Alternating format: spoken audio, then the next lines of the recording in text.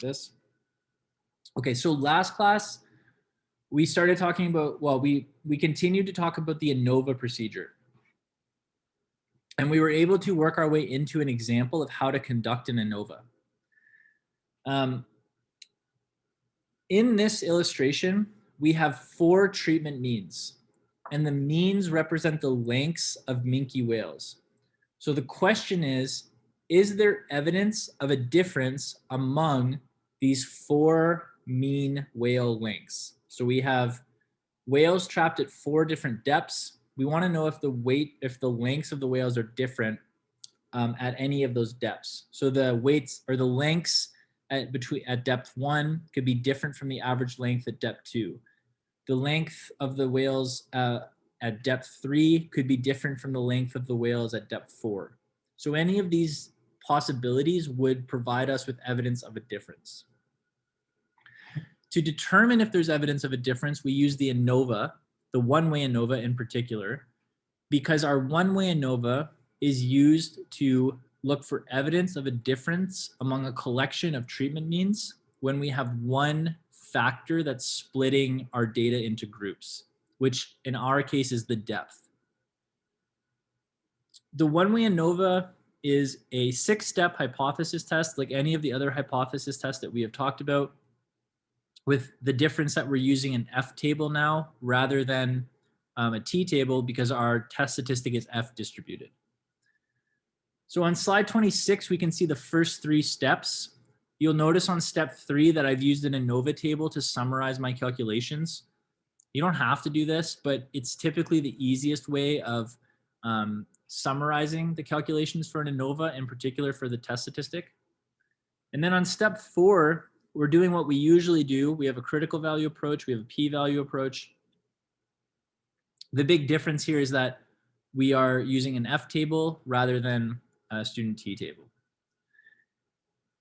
Also worth mentioning that when in this particular situation, we had a degrees of freedom that didn't actually appear on the F table, so we rounded down. And this is our rule of thumb for any of our degree of freedom calculations. So if one of the DF that we are using do not appear directly, we round down to the closest. So we have 3 and 97 degrees of freedom in this problem. So we rounded down to 3 and 60 because 60 was the closest we could get, or was the next available number under 97. Okay, so we finished off by stating that we could reject H0. So in the context of the problem, we can say that at the 1%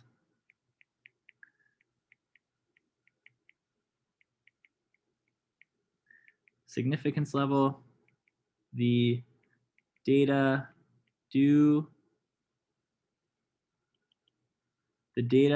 provide sufficient evidence to suggest that there is a difference in average minke whale length between the 4 depth levels. Okay, so we can say something to the effect of, at our 1% significance level, standard opening conclusion, the data provides sufficient evidence to suggest, so same idea as before, if we reject, they provide evidence. If we do not reject, they do not provide evidence, to suggest that there's a difference in average minke whale length between the 4 depth levels. Again, by rejecting the null, we have found evidence of a difference, but we don't actually know where that difference is. We just know that somewhere in the system, there is a difference. We're going to talk about how to search for the difference in the next lecture set, but for now, our conclusion is simply that the difference exists. We have found evidence of that, but we don't know where it is yet. Does anyone have any questions?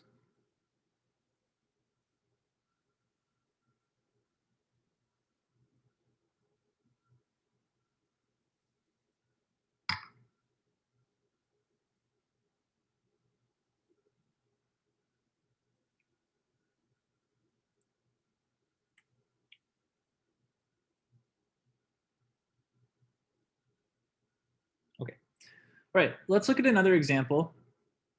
So in the second example, we have the following. A clinical study was conducted to see whether an antibody called denosumab is effective in treatment of osteoporosis of postmenopausal women, as reported in the following article. So postmenopausal women with osteoporosis were randomly assigned into groups that received either a placebo or a 6-month regimen of the drug of interest at 14 milligram, 60 milligram, 100 milligram, or 210 milligram dosages.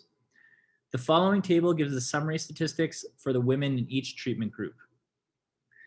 All right, so we have 5 treatment groups: placebo, 14 milligrams, 60, 100, and 210. We have our summary statistics for each group.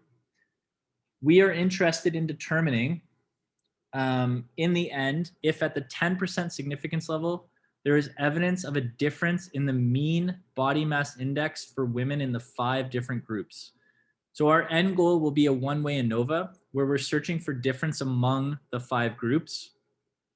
Before we get there, we have a few conceptual questions. So the first question is this an observational study or a designed experiment? All right. So this would be the designed experiment, since observations were randomly allocated to the treatment groups. Right. So as a refresher, the designed experiment is one where the data is effectively created through the allocation of the observations to the groups. So we are not just observing or contacting people that have been on these on this particular drug at these different dosages. We are manufacturing the data ourselves in some sense, because we are giving each of the randomly assigned women a different dosage of the drug and then using that to see the effect on the body mass index.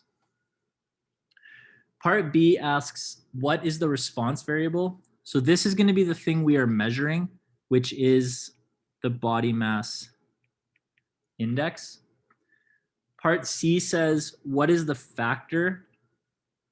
So the factor is the dosage level of the drug.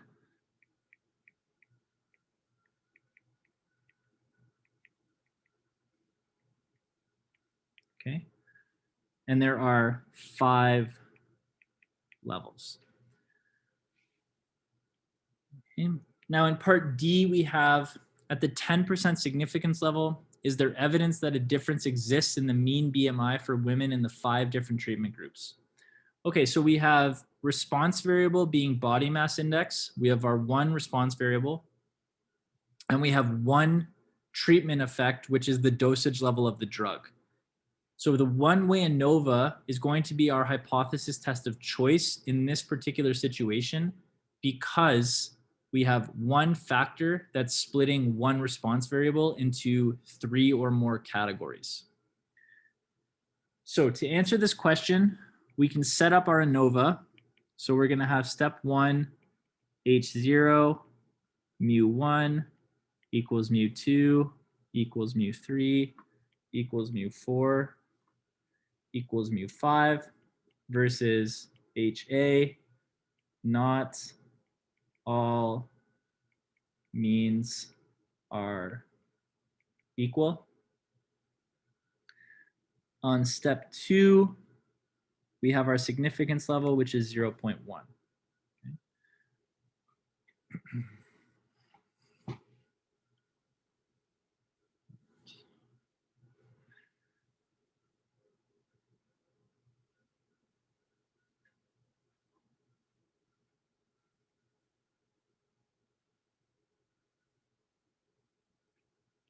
Okay.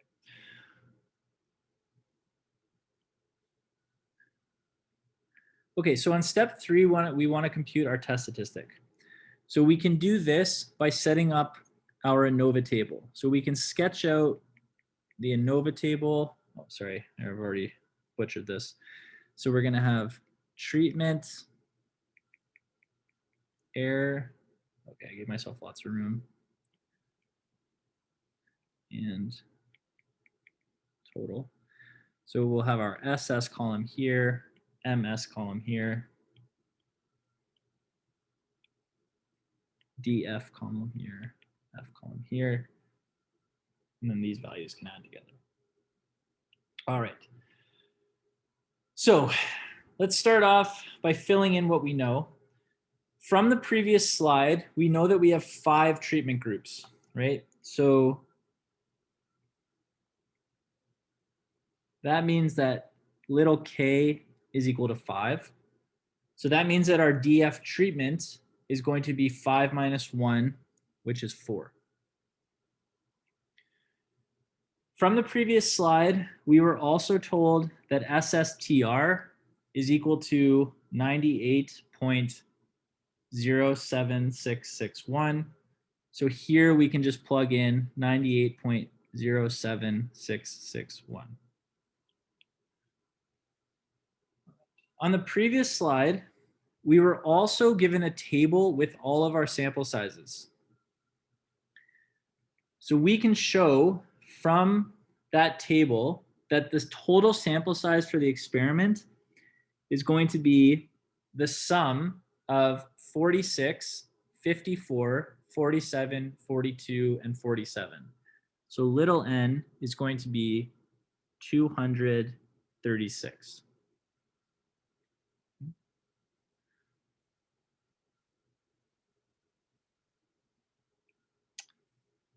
So we have little n is 236. And we are also told that the sum of j, nj, or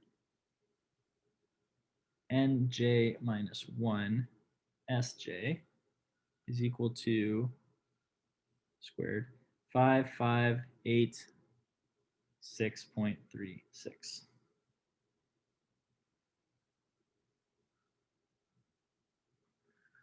All right, so if our total sample size is 236, that means the degrees of freedom for the total is going to be 235, 236 minus 1. And our DF for the error is going to be 231, which is just the difference between the total and the treatment, right? And we can show that this is true because 4 plus 231 is equal to 235. Now, what can we do with this thing here? Well, this is actually the defining formula for the sum of square error. So this thing here is SS error. And we can show that this is true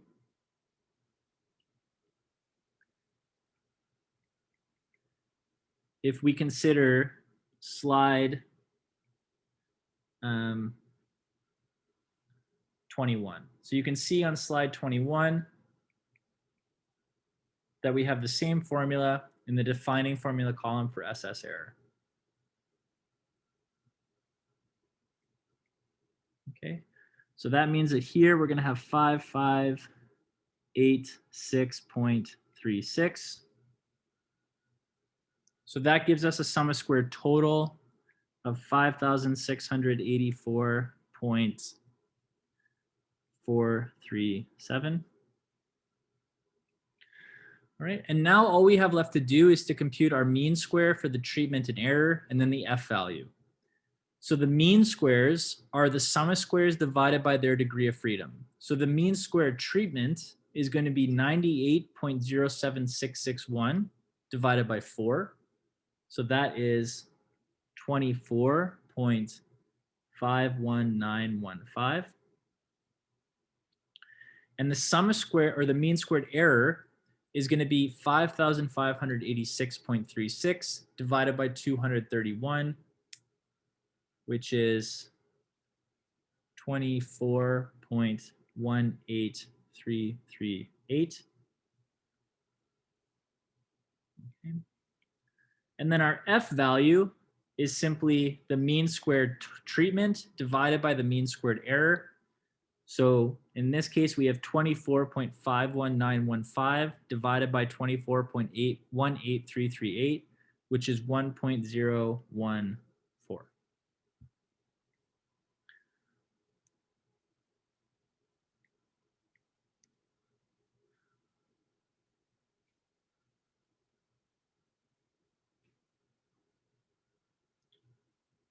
Any questions?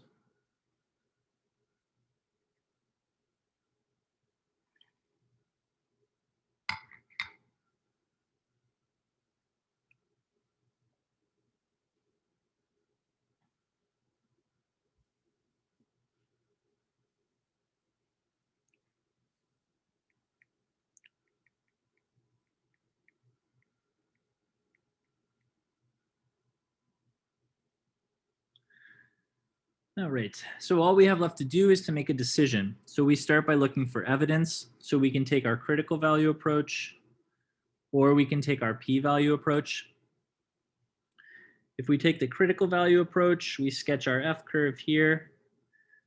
Our critical value is going to be an F on 4, 231, and 0.1.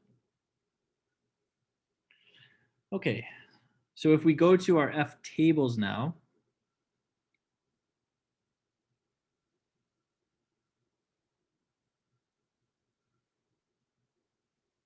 right? So we have 4 degrees of freedom in the numerator. And then you can see that our table caps out at 120. So this is the closest that we're going to get. And we have 0.01.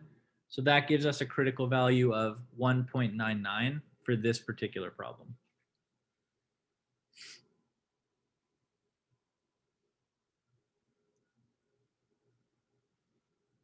All right. So we will write this here. We'll say use F for 120, 0.01, which is 1.99.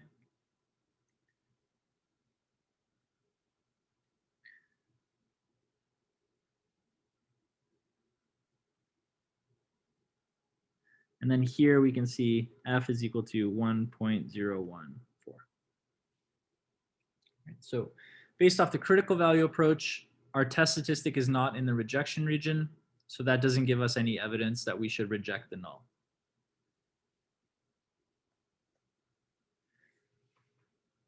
Okay.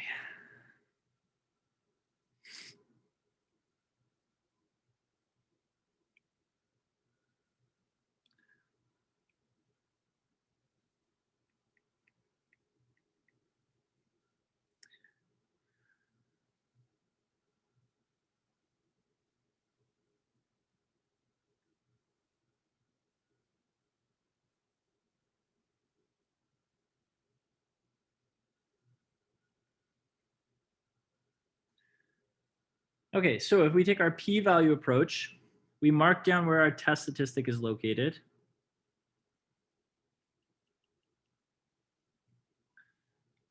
Okay. So our p-value is going to be this green shaded area to the right of our test statistic. So we can say the p-value is equal to the probability F is greater than 1.014.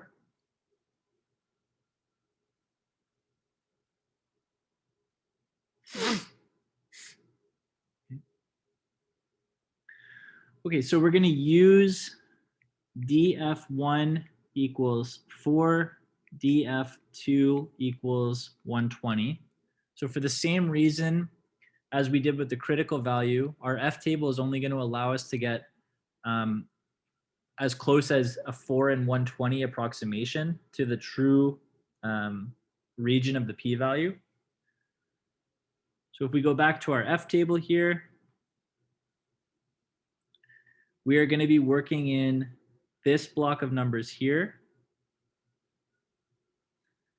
All right, so we can see that our test statistic is smaller than the smallest listed value on the table. Okay, so we are smaller than 1.99, which means that the area to the right of our test statistic must be larger than 0.1. So we can then write, since the probability f exceeds 1.014 is greater than 0.1,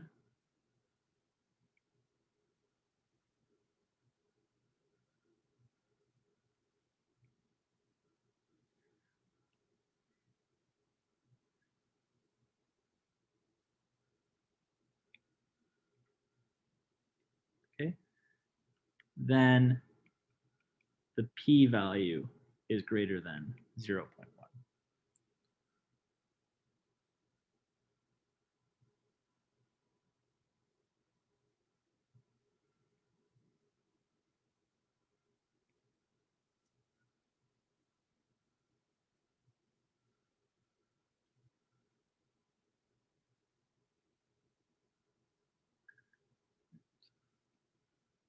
Any questions?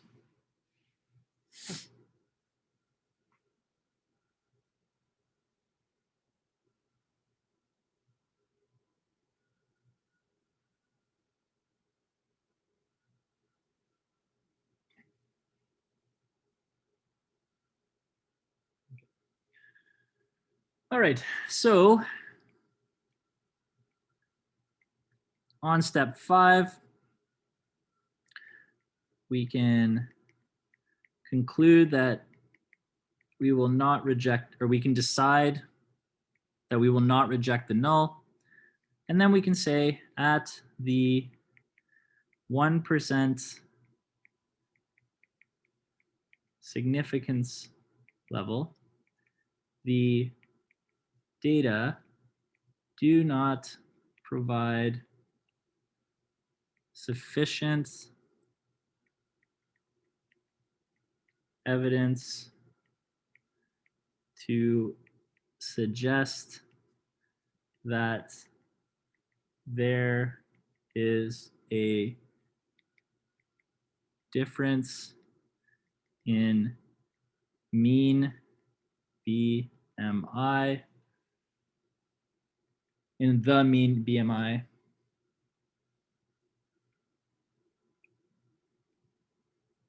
of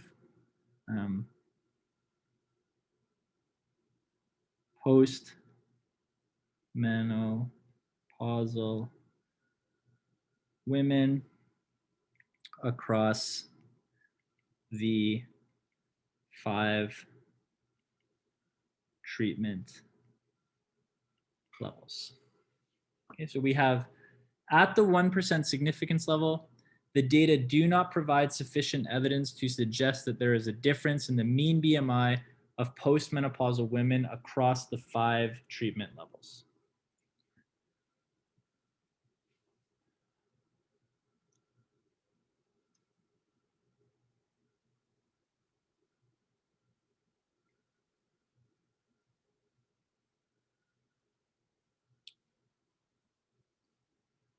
Any questions?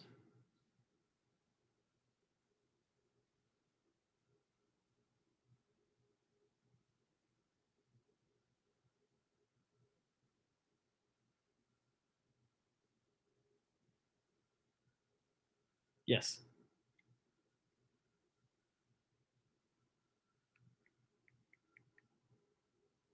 Thank you.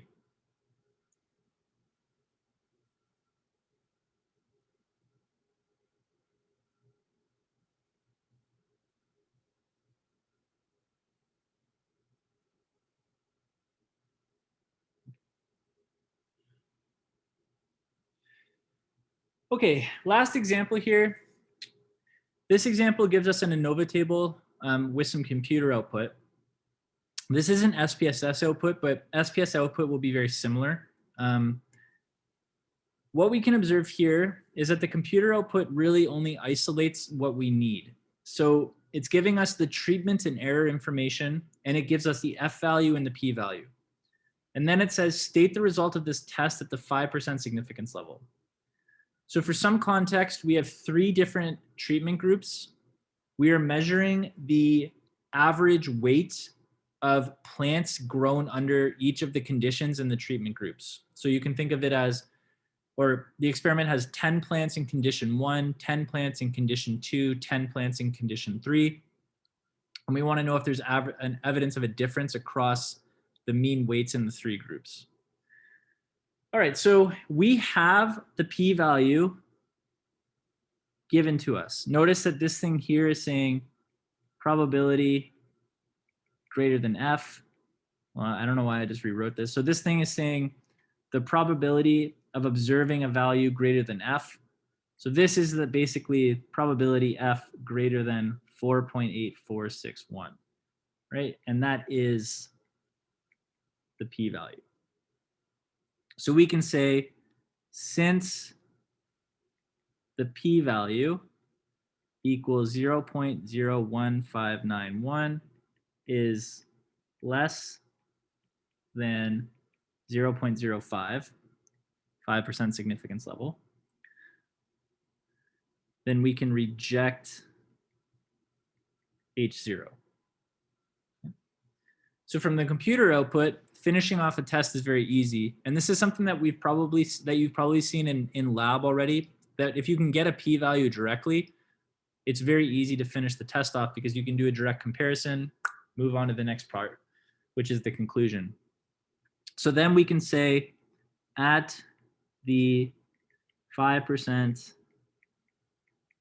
significance level, the data provide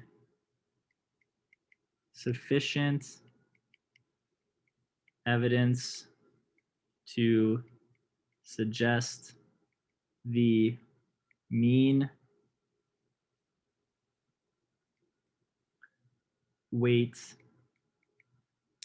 of the plants differ across the 3 experimental conditions.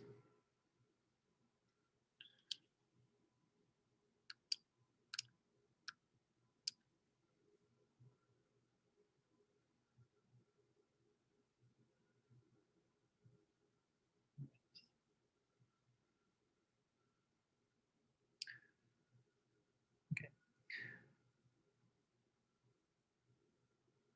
So that brings us to the end of the discussion on the one-way ANOVA.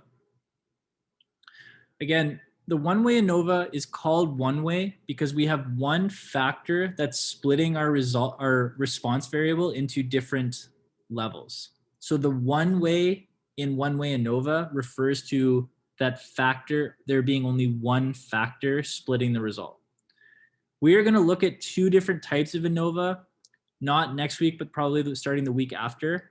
And those are situations where you have more than one factor splitting the response variable into different components. So in those situations, effectively all we do is we change how we break down our decomposition of the sum of square. And as a result, we just end up working with a bigger ANOVA table, but we can make more conclusions from said table. The assumptions for the ANOVA procedure mimic the assumptions from the 2-sample t-test, with the only difference that we require equal variance across all of the populations. When we reject the null hypothesis of an ANOVA, we have evidence that a difference exists among the treatment means, but we do not know where the difference actually lies. So to figure out where the difference lies, we have to use a technique called multiple comparisons. And this and how to check the assumptions of the ANOVA are the subject of lecture set 5. So what I would like to do now is move to lecture set number 5. And I would like to spend the next 10 minutes or so talking about the assumption part of the ANOVA, because I think that starting there makes more sense than starting with the multiple comparison, even though I have it in the opposite order in the lecture set.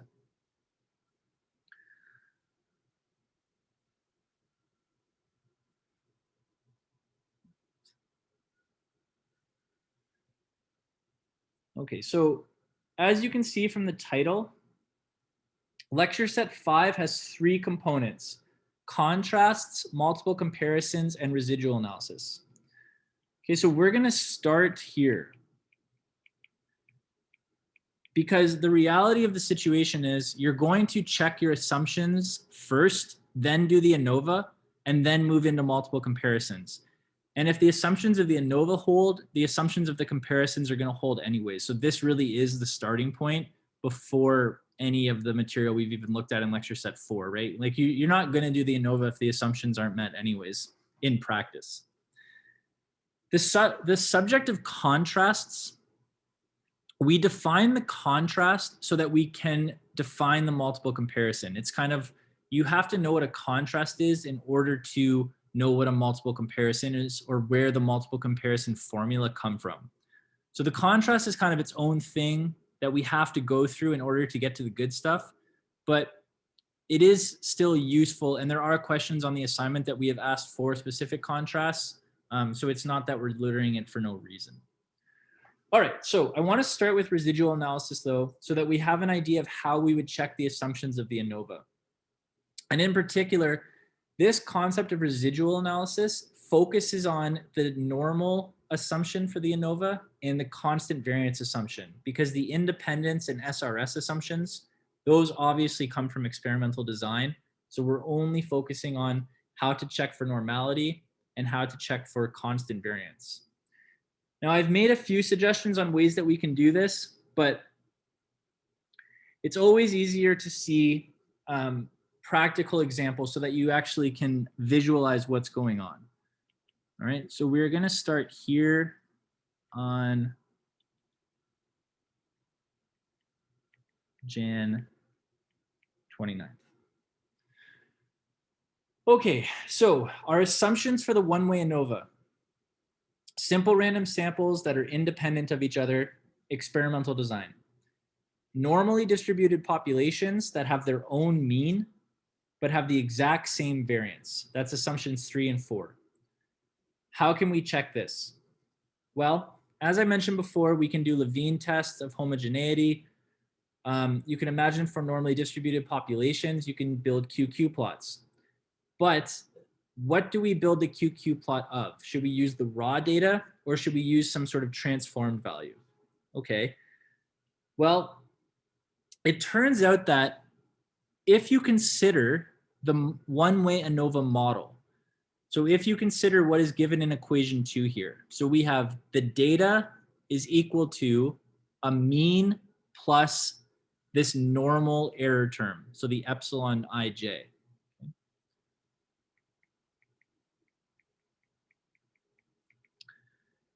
The normal error term is normally distributed with mean 0 and variance sigma squared across the entire data set. So actually, we can check for normality by estimating the value of epsilon and then just building a QQ plot of those estimates. So it's pretty straightforward in that sense. Okay, so how do we do that? Well, what we would do is we would take each value in the data set and subtract its corresponding sample group mean. Okay, once we subtract the sample group mean, we have what's called E here, and this is an estimate of epsilon ij and should be normal. So basically, we take our data, we separate it into its treatment groups, we find the mean of each treatment group, and we subtract that mean from the data value, from the raw value. And then we just make a QQ plot of all those numbers together. And if that QQ plot shows normality, we can check that assumption off. And this is typically the standard way of checking for normality within the ANOVA, and it probably is the most efficient way of checking for normality within an ANOVA. All right. So what would this look like practically? So in this example, we are recording the download times of a certain file at 3 different times of day. So our treatment groups are time of day. So we have 7 a.m., 5 p.m., and midnight. The response variable is the time to download a certain file. So you can see that beside each of the times of days, I have the amount of time taken to download the same file. At the end of each set of data, I have the sample standard deviation for the group and the sample mean for that group. So for example, at 7 a.m., the average download time was 113.375 seconds. At 5 p.m., the average download time was 273.25 seconds. At midnight, the average download time was 193.063 seconds. So if I want to check for normality of the observations if I want to verify the normality assumption, assuming I'm going to apply a one-way ANOVA, what I can do is subtract the group mean, the sample mean, from the observations that correspond to it. And this gives me an estimate of little e, or of epsilon rather. So it gives me little e, which is an estimate of the epsilon. So that process is shown here. So these values here in column 3, those are my residuals. So you can see the first residual is negative 45.375. That is 68, the observed value, minus 113.375.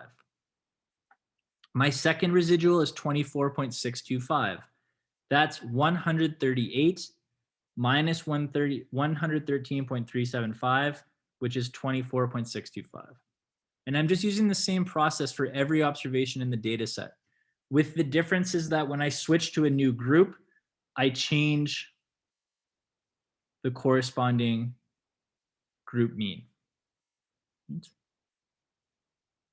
Any questions?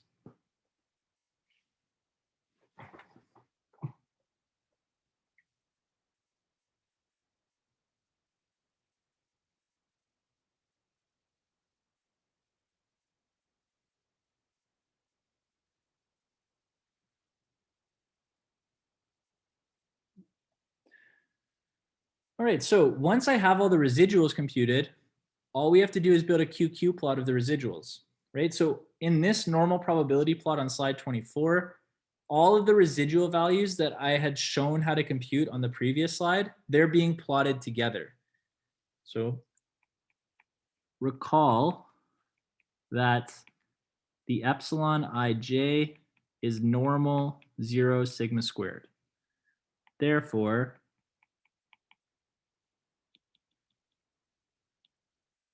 we can make QQ plots of all Eij at same time. Okay. So it's a very simple idea. The epsilon ij introduces the normality and constant variance assumption. So we've built a model now. We're saying all data have their own mean and are normal with constant variance. And then we're saying, I got to check this assumption of normality. Okay, I'll estimate the epsilon, because if I estimate the epsilon, I can check the normality assumption at once using all of those estimates. So in this plot, I built all the residuals. I've put them all together into one set. I have a QQ plot now of every single residual value. Okay, so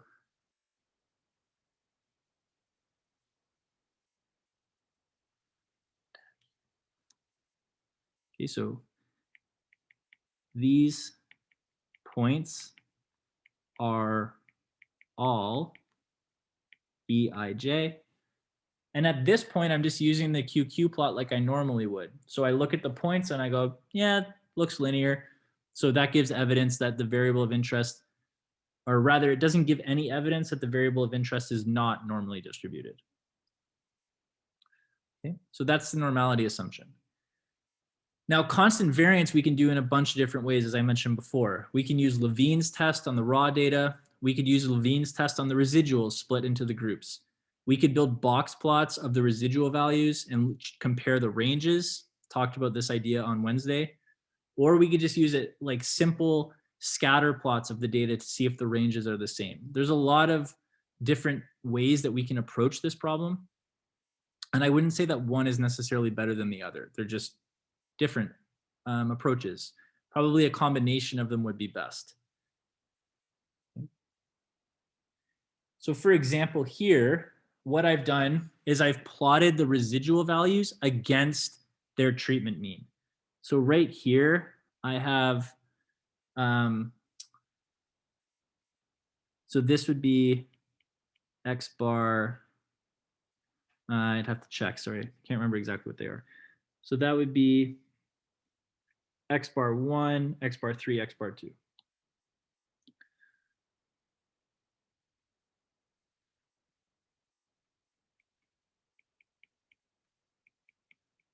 Okay. And all we're doing in this case is we're basically saying, okay, here's our smallest, here's our largest, smallest. And we're just asking, are the ranges the same?